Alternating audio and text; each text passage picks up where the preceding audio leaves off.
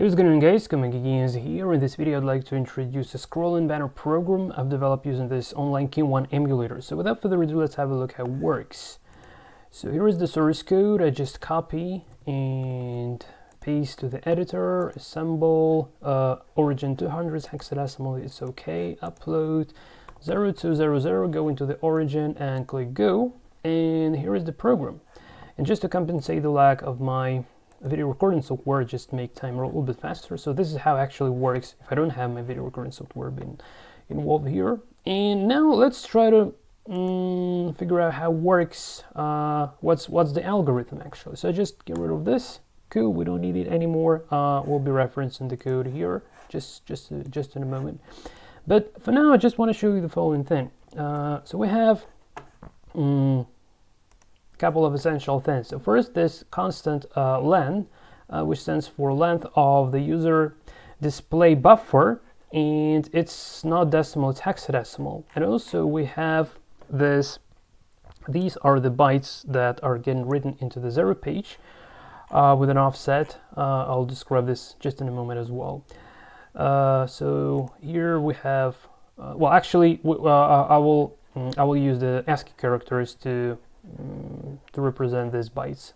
Here we have the 7-segment codes, because that's how the 7-segment LED display understands whatever being printed there. But just for your convenience, I would be using the ASCII character encoding, just to show how the algorithm works.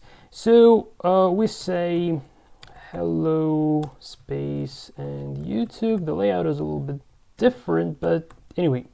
And you might be wondering that these are only 1, 2, 3, 4, 5, 6, 7, 8, 9, A, B, C, D. But what about E, F, 10, 11, and 12? And actually these guys are located in front, like this. And if we just stop this and go into 0000, and we go to address 0001, 2, 3, 4, 5, and starting from address 6, we have this F6, 79, 38, 38, 3F, which are the bytes so here just it's not the actual location. We run the initializing routine to put the bytes from here to the 0 page. Well, it's just for your convenience. You could have done this by hands, basically. In that case, you don't really need this initializing routine. But in that case, there probably would be 2 files to upload. So just in order to avoid that, I decided to make it like in a single file. And now the display itself contains 6 digits, so we can say like 1, 2, 3, 4, 5, 6. And now, here is the interesting thing. So whatever character gets into the scope of, so here is what we actually print. And the print routine consists of 2 major parts. So first, we just print them character by character, whatever we have in this scope. So here, this one, this one, this one, this one, this one, all right? And then once we've printed all, we then shift the display scope by 1, right? And now we're printing this one, this one, this one, this one, this one, and already we have 2 letters. And here is the scroll effect. Now we shift this display window again, and now we have already 3 letters that we shift again. Now we have the 4 letters, and we shift, and that's how this effect of scrolling is being achieved. That's pretty much how it works. So now we have a look at this in the code. Here's how we go. So the main loop, so the first part is the initializing routine, which just puts these bytes with an offset of 6 into the 0 page. So starting from address 6, 0006, these bytes occurring. It's the message that we're supposed to be displaying. Then, and this piece of code does that basically. Then the main loop jump to subroutine light. Here is the light subroutine. This is the main subroutine to both actually to display the character and shift the display window. Okay. And then it just jumps to subroutine delay, which specifies how fast this scrolling occurring. That's it, all right? So now the light routine, so it contains of two major parts. So the first part, which is setting up the data direction registers, the address of the first digit to the leftmost digit to start printing with. So we need to make sure that every time we print, we're starting from this printing to this digit, then to this one, to this one, to this one, to this one, and to this one. And we're doing this within the loop.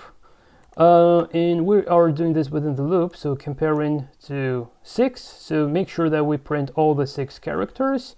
If not, then we go back to print the next. So here is the loop to print each of the six digits.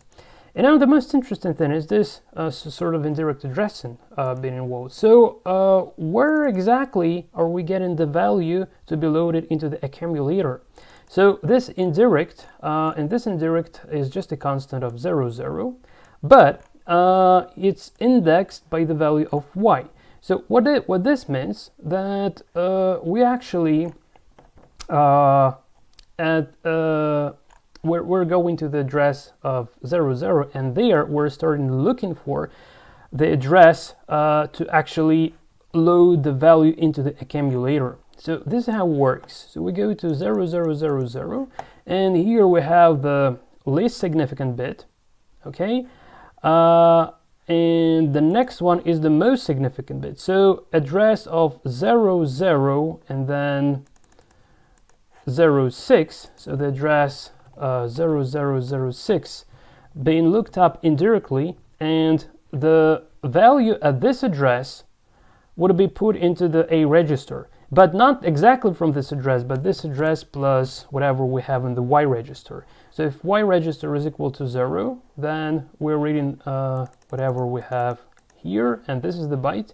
But the next iteration, we're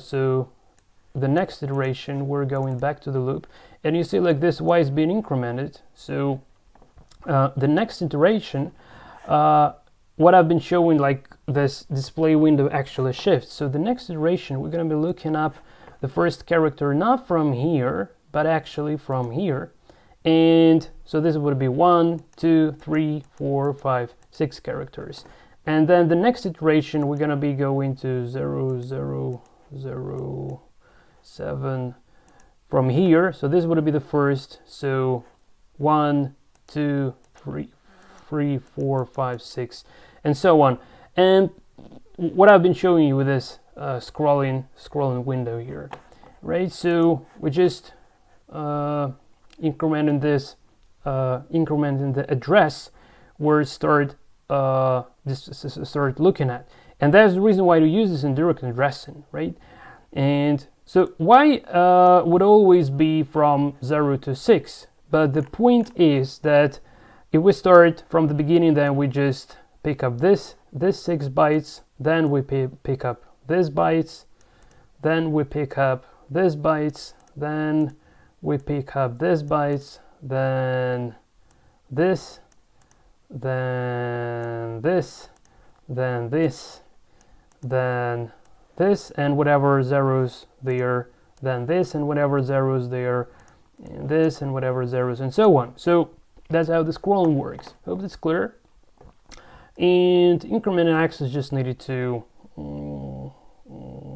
print the next, to increment the segment we're supposed to be right into. So this part just allows to lit up every of the 6 displays of the 6 segments, and this line and this line actually implements the scrolling. So that's pretty much all I wanted to tell you guys about how this indirect indexed addressing is actually working. So this is it from my side. Let's have a look how it works again. All right, so yeah, this is it from my side. So thanks for watching. Until the next time, and take care.